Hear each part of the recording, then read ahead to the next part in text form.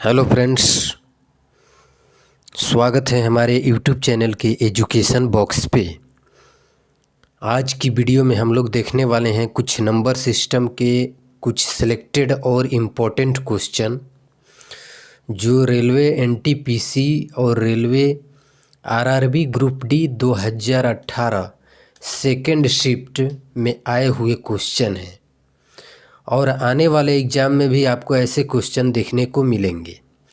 तो आइए इन क्वेश्चनों को हम लोग सॉल्व करते हैं और देखते हैं। पहला क्वेश्चन है, कह रहा है कि दो संख्याओं का योग 9 है और उनके व्युत्क्रमों का योग 1/2 है, तो उन संख्याओं का गुणनफल क्या होगा।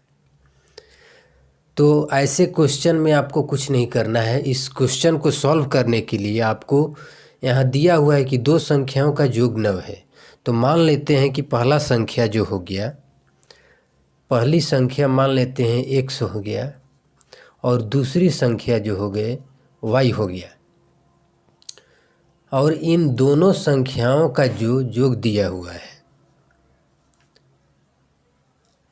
x + y = 9 दिया हुआ है, और इनके व्युत्क्रमों का योग, तो व्युत्क्रम का मतलब होता है बटे में, तो 1/x + 1/y बराबर दिया हुआ है, व्युत्क्रमों का योग दिया है 1/2।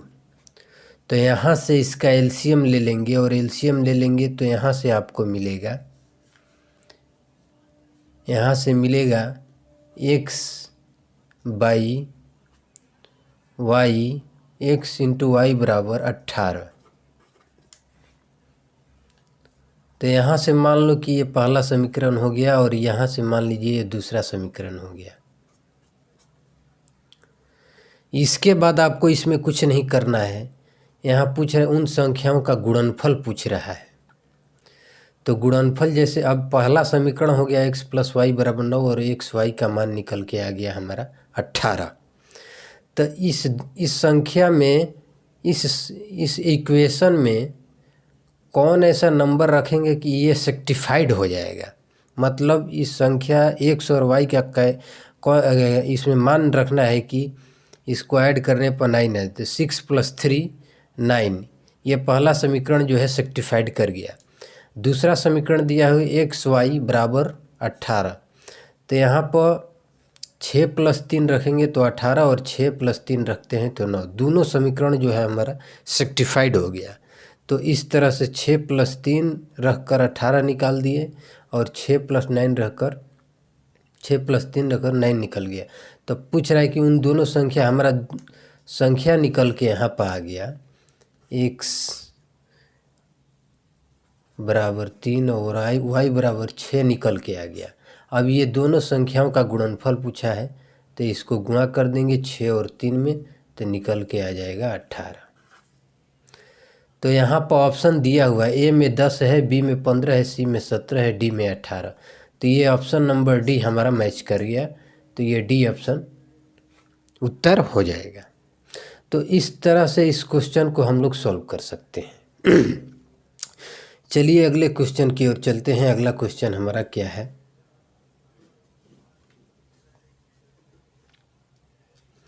अब अगला क्वेश्चन हमारा कह रहा है कि कौन सी संख्या 4 से पूरी तरह विभाज्य है। ये भी आरआरबी ग्रुप डी 2018 में आए हुए सिलेक्टेड और इम्पोर्टेंट क्वेश्चन है। डिविजिबिलिटी रूल हमारी कहती है, जैसे 6 का डिविजिबिलिटी रूल हो गया, 7 का, 11 का, 15 का।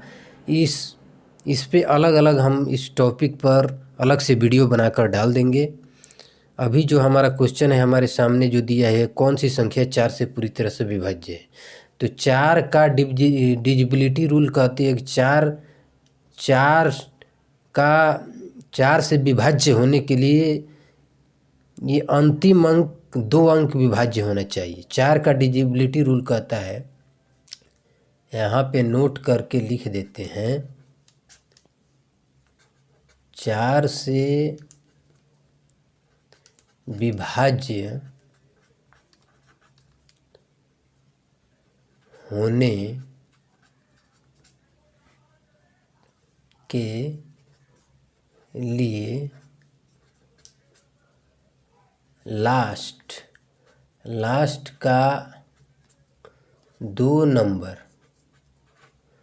नंबर डिवाइड होना चाहिए, डिवाइड होना चाहिए। लास्ट का आपका 2 नंबर डिवाइड होना चाहिए। 4 से अगर आपको भाग देना है इस संख्या में, यहाँ पे आपको ऑप्शन दिया हुआ है, तो ये पूरा नंबर को हम लोग डिवाइड नहीं करेंगे। अगर पूरा नंबर को डिवाइड करने अगर बैठ गए एग्ज़ाम हॉल में तो आपका टाइम जो है वेस्ट हो जाएगा। इसीलिए इसका लास्ट नंबर देखते हैं, तो ये 54 है। तो यहाँ 4 से अगर 54 को डिवाइड करेंगे तो ये पूरी संख्या भाग नहीं लगेगी। 76 है, 76 में अगर 4 से डिवाइड करते हैं तो ये इस संख्या में भाग चल जाएगा। तो ये हमारा ऑप्शन नंबर बी उत्तर हो जाएगा। सी अगर चेक करेंगे तो इसमें भी डिवाइड नहीं हो गया, ये 66 दिया हुआ है, और डी में 90 है, तो इसमें भी डिवाइड नहीं होगा। तो ऑप्शन नंबर बी जो है हमारा उत्तर हो जाएगा। इस तरह से पूरी संख्या में भी आप डिवाइड करके देख सकते हैं। पूरी संख्या में भी डिवाइड करेंगे तो 4 से पूर्णतः रूप से इसमें भाग लग जाएगा। तो 4 का डिविजिबिलिटी रूल यही कहता है कि इसके अंतिम दो अंक जो है इसका डिवाइड होना चाहिए, 2 अंक कट जाना चाहिए पूरी तरह। तो अगर 2 अंक कट जाता है तो वह 4 से उस संख्या में वो 4 से पूर्णतः रूप से विभाजित हो जाती है। अगले क्वेश्चन की ओर चलते हैं। अगला क्वेश्चन हमारा क्या कह रहा है? अब अगला क्वेश्चन है हमारा यहाँ पर दिया हुआ है, कह रहा है कि 2, 7, 6 x और 1 यदि 3 से विभाज्य है तो x के संभावित मानों का योग्य क्या है।